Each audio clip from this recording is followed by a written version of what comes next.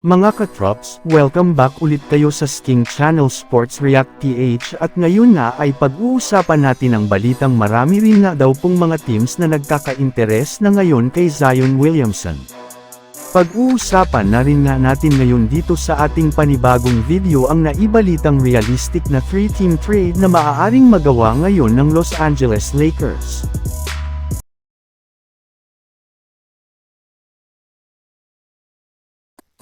Simula nga mga katrops, nang madraft si Zion Williamson ng New Orleans Pelicans ay wala ngang season ang hindi ito nagtatamo ng injury sa kanyang pangangatawan. May pagkakataon na rin naman nga sana sila ngayong taon na mas maging competitive sa pagkuha ng cake muna ngunit nasira na naman ito dahil sa pagtatamo niya ng injury. Kaya hindi na nga nakakagulat bakit naubos na ang pasensya ng Pelicans at gusto na nila siyang e-trade as soon as possible bago ang trade deadline. Bagamat man nga parating questionable ang kalusugan ni Zion sa pagkakaroon niya ng history ng iba't ibang klaseng injury ay hindi pa rin nga sila mahihirapan sa pag-trade sa kanya dahil in-demand pa rin nga ito sa market at marami rin naman ng mga teams ang nagkaka-interes sa pagkuha sa kanilang superstar kagaya na lang ng Golden State Warriors, Utah Jazz, Portland Trail Blazers at Brooklyn Nets. Samantala pumunta naman tayo sa ating sunod na pag-uusapan ngayon sa naibalitang realistic na 3-team trade na maaaring magawa ngayon ng Los Angeles Lakers.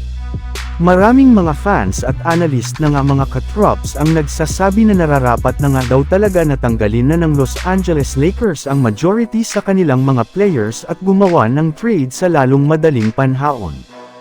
At mukhang iyan rin naman nga plano ng gawin ng kanilang front office sa pangunguna ni Rob Pelinka lalo pat mas dumami na rin naman nga ang mga manlalaro na tuluyang naging available ngayon sa trade market.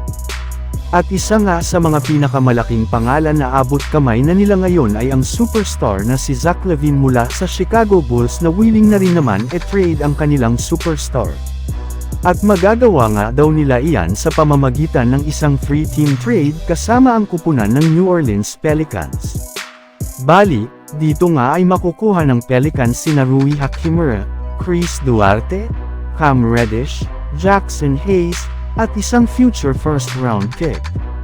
Makukuha rin naman nga dito ng Chicago Bulls sina Brandon Ingram, D'Angelo Russell, Jalen Hood-Schifino at 2 future first-round pick habang ang Los Angeles Lakers naman nga ay makukuha sina Zach LaVine at si Antonio Reeves. So yun lang nga mga katrops ang handog ko sa inyong storya ngayong araw. Sana nag-enjoy kayo. Please like and subscribe my YouTube channel Sports React PH para sa iba pang storya at update patungkol sa NBA. Kita-kits muli sa ating susunod na video.